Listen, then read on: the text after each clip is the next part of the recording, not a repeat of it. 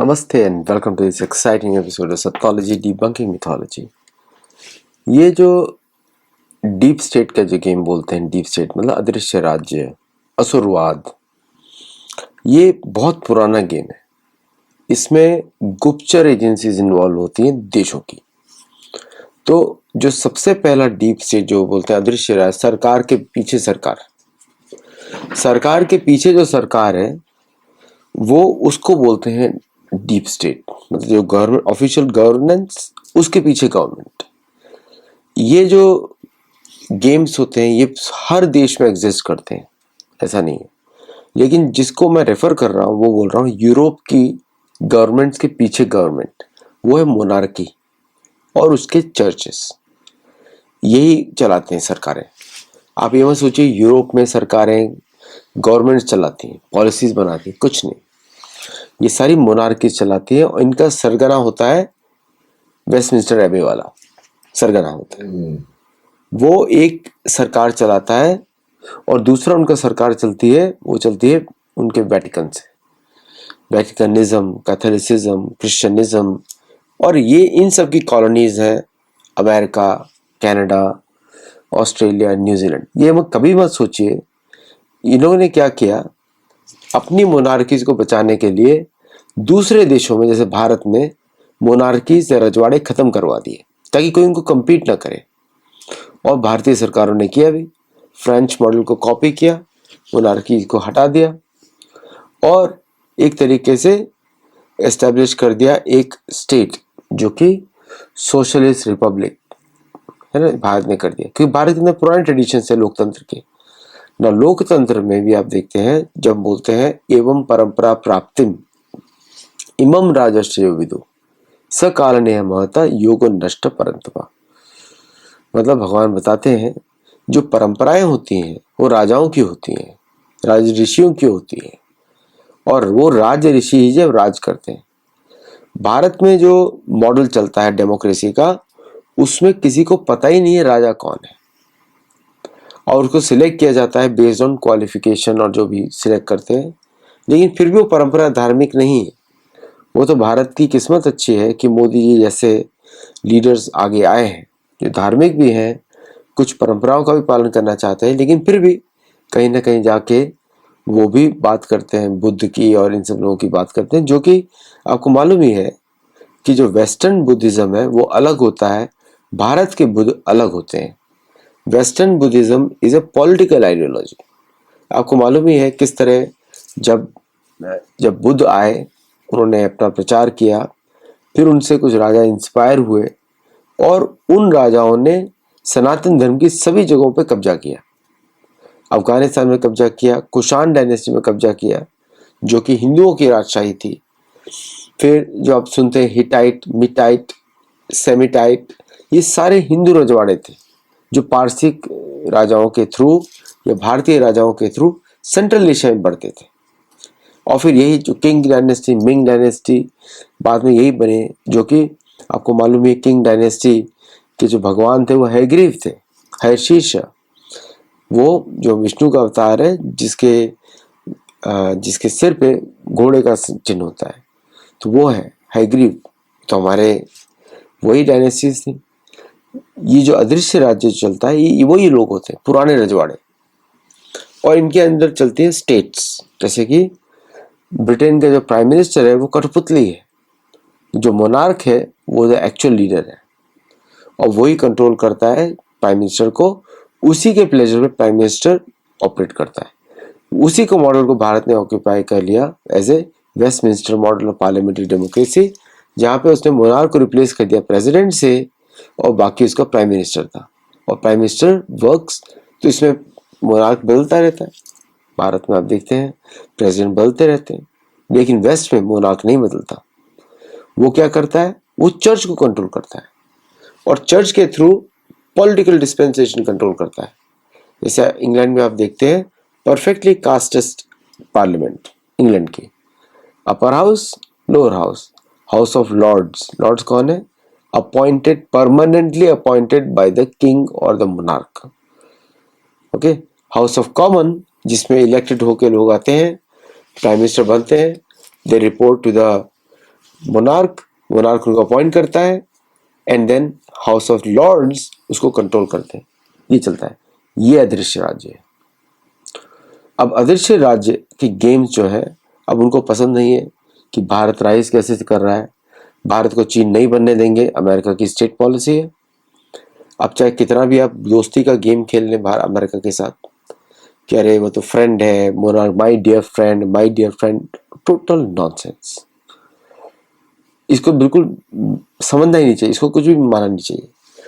अगर आप इतने ही दोस्त हो तो ठीक है, सैंक्शन पॉलिसी आपने वापस डाल दी for irregular trade practices, sanctions करके फिर डॉलर की वैल्यू स्ट्रॉन्ग करके अगर भारत अबैंडन करता है डॉलर को, then it is going to be good answer क्योंकि भारत को डॉलर खरीदना पड़ रहा है टू स्टेबलाइज रूपी। समझे आप? उसको ज्यादा रुपए खर्च करके कम डॉलर खरीदना पड़ रहा है टू स्टेबलाइज द रूपी, या उसको डॉलर बेचना पड़ रहा है so it can get more rupees. समझे? वो मैनिपुलेशन करना पड़ता है आरबीआई को बार बार, क्योंकि कहीं ना कहीं जब आपकी सरकार के या इंपॉर्टेंट ऑफिशियल्स उनके बच्चे उन देशों में पढ़ते हैं या काम करते हैं जो कि आपके विरुद्ध काम कर रहे हैं, तो आपकी लेवरेज उनके हाथ में चली गई, चाहे माने या ना माने, है ना। ऐसा तो कोई होगा नहीं कि वो अछूता रहेगा अपने पुत्र के या पुत्री के दर्द से। अभी जैसे नेवल चीफ बने हैं, उनकी दोनों लड़कियां अमेरिकन सिटीजन है, ठीक है। क्या ऐसा हो सकता है कि अमेरिका का कोई नेवल चीफ हो, उसके दोनों बच्चे इंडियन सिटीजन हो? पॉसिबिलिटी है? नहीं है, बन ही नहीं सकता वो। यहां तक कि केविन मैकार्थी की गर्लफ्रेंड थी चाइनीज, ठीक है, उसको रिजाइन करना पड़ा, आगे नहीं बढ़ पाया वो। ऐसे बहुत सारे यूएस में केसेस हैं जहाँ पॉलिटिशियंस का करियर बंद हो गया क्योंकि उसके रिलेटिव्स या उसके कोई लोग फॉरेन सिटीजन थे। रशिया में भी ऐसे ही होता है कि अगर आपके कोई रिलेटिव या उसके दो अमेरिका में पढ़ते हो या अमेरिका से कनेक्टेड हो तो वो सरकार में काम नहीं कर सकते, पॉसिबिलिटी नहीं है। ये बड़ा इंपॉर्टेंट है। प्लस अगर वो दुश्मन के देश के जो इंपॉर्टेंट टेक्नोलॉजीज हैं वो आपके देश में फ्रीली ऑपरेट कर रही हो तो वो तो मूड को चेंज कर देंगे लोगों के, कि लोग तो आजकल सारे दिन रील्स देखते रहते हैं सेलफोन पे, तो उनको मालूम है कहाँ पे है, किस तरह बात करते हैं। और फिर जब फॉरेन टेक्नोलॉजीज ऑपरेट कर रही हैं तो आपका उन पर कोई कंट्रोल नहीं है। तो आप देखिए राहुल गांधी के सारे सपोर्टर्स जो हैं पाकिस्तानी हैं, अफगानी हैं, तुर्की से होते हैं और फेक अकाउंट्स बनाते हैं, लिखते रहते हैं, बड़ा कौन नॉर्मल होता है। तो लोगों का सेंटिमेंट्स को चेंज इजीली मैनिपुलेट किया जा सकता है और फेक नैरेटिव क्रिएट जा सकते हैं। फॉरेन की जो इंडेक्सेस हैं, अमेरिका की है, वेस्ट की है, वो सारी मैनिपुलेटेड होती हैं। उसको देख के आप देखिए कांग्रेस पार्टी तुरंत उस पर इशू बना देती है। ये सब फॉरेन इंटेलिजेंस का काम होता है, ये कोई इंडिविजुअल्स नहीं काम कर रहे हैं, किसी को पड़ी नहीं है भारत की। समझे आप? भारत की पॉलिटिक्स किसी को पड़ी नहीं है, ये उन्हीं को पड़ी है जिसको मोदी जी का रिजिम चेंजिंग ऑपरेशन कराना है, मोदी को हटाना है या हिंदुओं की सरकार हटाना है, हिंदू मेजोरिटी हटानी है। तो ये उन लोगों को प्रमोट करेंगे जो लोगों के विरुद्ध काम करें। क्या आपको लगता है एक्स से इंडिपेंडेंट होगा? बिल्कुल नहीं। एक्स एआई तो पूरी तरह से एआई के हाथ में रहती है।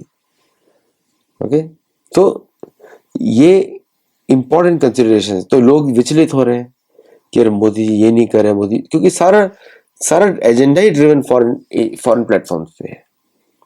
भारत का प्लेटफॉर्म ही नहीं इन्वॉल्व है, यहाँ पे कोई है ही नहीं प्लेटफॉर्म, सरकार यूज ही नहीं करती है, ना रट्टा यूज करती है, ना कोई भारत का प्लेटफॉर्म प्रमोट होने देती है। सारे लीडर्स बैठे हुए फॉरेन प्लेटफॉर्म्स पे, है ना, और फॉरेन प्लेटफॉर्म से बड़े गर्व के साथ अनाउंस भी करते हैं कि मैंने ये कर दिया, मैं इधर जा रहा हूँ, एक्स पे अनाउंस करते हैं। कोई अमेरिकन प्रेसिडेंट आता है आरटीआई के ऊपर बात करने के लिए या कोई इंडियन प्लेटफॉर्म पे? नहीं। क्या इंडियन बना नहीं सकते प्लेटफॉर्म? बना सकते हैं, बट सरकारों को उसको प्रमोट करना चाहिए।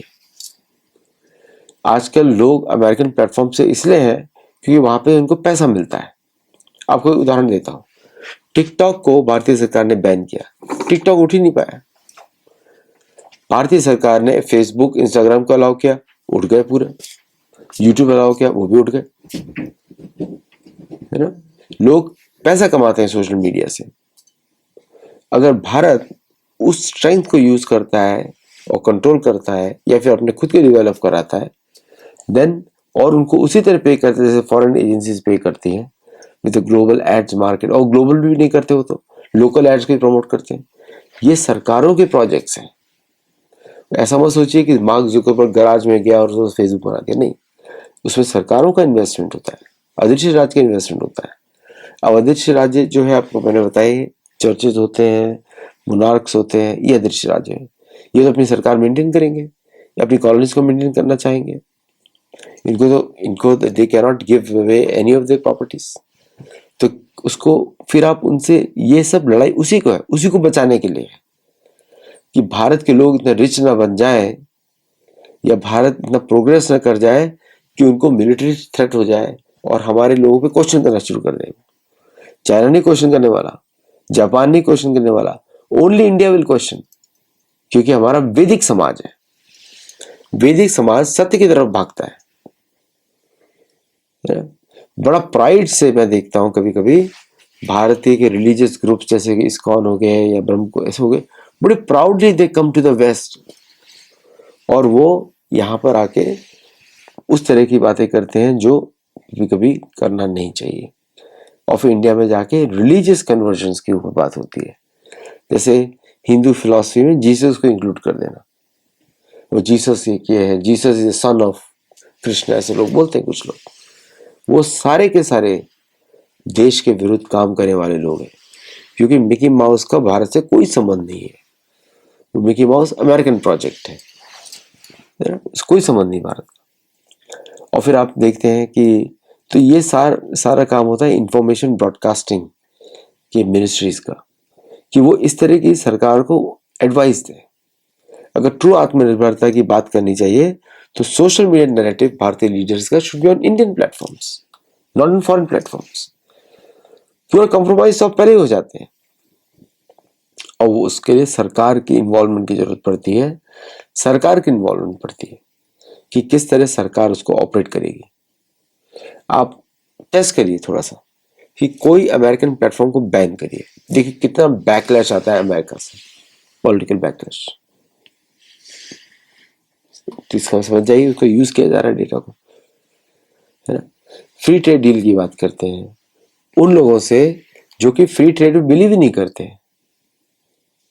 Monarchy never believes in free trade, church will never believe in free trade, क्योंकि उनको पैसा चाहिए आपसे और फिर आपके अंदर आके कन्वर्जन करके आपकी डेमोग्राफी को चेंज करने का प्लान है। तो जानबूझ के अमेरिका ने हॉर्मुज स्ट्रेट के पूरा जो इंसिडेंट है वो अमेरिका इंडियन इकोनॉमी को अफेक्ट कर रहा है, इंडियन ग्रोथ को अफेक्ट कर रहा है। फरवरी से पहले इंडियन ग्रोथ क्या थी, फरवरी के बाद क्या थी, और इसका इम्पैक्ट दिखेगा आपको 6 महीने में। आप समझ रहे हैं। और इससे निकलने का एक ही चारा होता है कि आप उसको किसी युद्ध में हराएं, फिजिकल वॉर में। डीप स्टेट को भारत ने बंगाल में किया, बहुत बुरी तरह हराया, लेकिन अब कहीं और उसको हराना पड़ेगा, then it will let you go, क्योंकि उसको युद्ध नहीं करना है। वो डरपोक है, छुपा हुआ काम करता है, मायावी काम करता है, छद्म रूप में काम करता है। वो सीधा डायरेक्टली आपके सामने नहीं आता, उसको डर लगता है, वो लड़ नहीं सकता आपसे, वो आपसे इल्यूजन क्रिएट कर सकता है। जैसे कि महाभारत युद्ध में आपने देखा अलम्बुश का युद्ध, घटोत्कच का युद्ध। अलम्बुश क्या करा, अलम्बुश ने एक माया का जैसा फैला दिया, इतना भयंकर आक्रमण किया कि वो पहचान ही नहीं पाया। घटोत्कच थोड़ी देर के लिए अचंभित हो गया, है? तो इसी तरह काम किया जाता है। वो ऐसा फैलाएगा, निराशा हो जाएगी, कुछ समझ में नहीं आएगा। लेकिन जब उसको घटोत्कच ने समझा, फिर युद्ध कौशल से उसको काट दिया, वेपन से, फिजिकल वेपन से। अर्जुन ने देखा, भीम ने देखा कि अरे अंधकार से पूरा छा गया है, तो उन्होंने शस्त्रों का प्रयोग कर काटा उसको। ऐसा करना पड़ता है, ये युद्ध है। यहाँ पे महाभारत युद्ध आपको सिखाता है, रामायण युद्ध सिखाता है। कितनी बार राक्षसों ने भगवान राम के सामने ऐसा उन्होंने इल्यूजन क्रिएट किया कि थोड़ी देर में आप राम भी सोचने लगे कि क्या है ये, अचंभित हो गए। 1 सेकंड के लिए, फिर उन्होंने उसको काट दिया।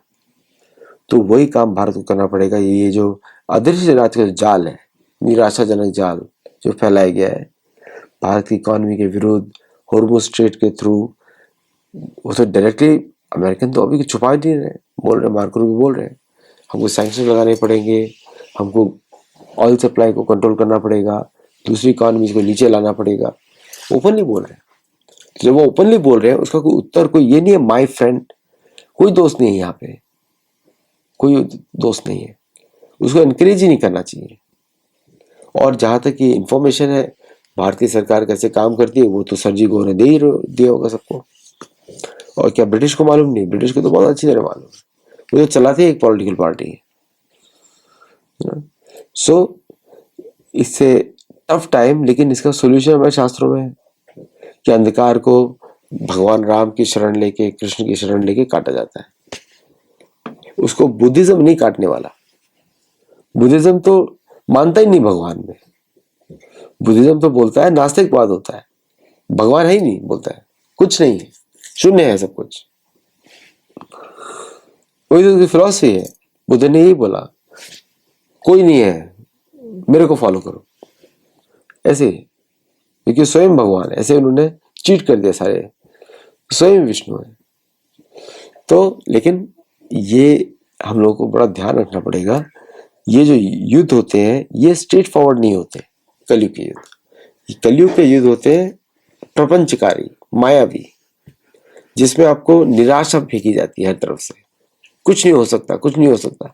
फिर एक सेवियर आता है बाहर, कोई सेवियर नहीं है भगवान के अलावा, हरि विष्णु के अलावा कोई सेवियर नहीं है, कोई बचाने वाला नहीं है, एक ही मित्र है हरि, और कोई नहीं। So thank you for listening to me. आप समझ गए मैं क्या बोलना चाहता हूँ। तो ये जो युद्ध है ये अलग तरह का युद्ध है, इसका स्पेसिफिक्स आप देखेंगे तो बड़ा मजा आएगा आपको। इंसिडेंट्स आप देखिए, स्पेसिफिक इंसिडेंट्स देखिए कि सडनली इतना प्रेशर डाला जाता है, ये वो फ्री ट्रेड एग्रीमेंट अभी डिस्कशन चल रहे हैं, साइन होगा या नहीं होगा मुझे पता नहीं।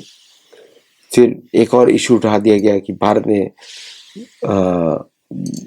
गोल्ड बेचा, करेंसी स्टेबलाइजेशन रिजर्व्स है, उसके पास रिजर्व्स है, तो डॉलर क्यों नहीं बेचा, ये इंपॉर्टेंट चीज है। और फॉरेन करेंसी आप दूसरे को एसेट मान रहे हैं, ट्रेजरी मान रहे हैं, जबकि उसकी कोई वैल्यू नहीं है उसके देश में, हवा में प्रिंट किया है उसने। तो मार्केट एक्सेसिबिलिटी पे आप काम कर रहे हैं, क्योंकि इम्पोर्ट्स उस पर डिपेंडेंट है, बहुत सारी कंट्रीज ले रही है, और मिडिल ईस्टर्न कंट्रीज तो भाग ही नहीं सकती वहां से, उनको चाहिए। नहीं तो एयरक्राफ्ट कैरियर की मिसाइल्स हैं, ईरान मार देगा, ईरान से बचने के लिए करना है। यू अंडरस्टैंड, ये सब गेम्स है। तो भारतीय सरकार के बड़े कठोर कदम है, अच्छे कदम है। और भी आप देखेंगे कि $500, $1000, $1000 का जो बिल है प्लास्टिक का बन रहा है, उससे किसकी और इकोनॉमी गिरने वाली है।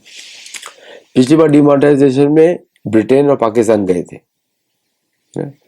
और यूरोप के जो लीडर है कायास, क्या नाम है उसका, कात्सा कायास, पाकिस्तान में, ओल्ड गेम बैक।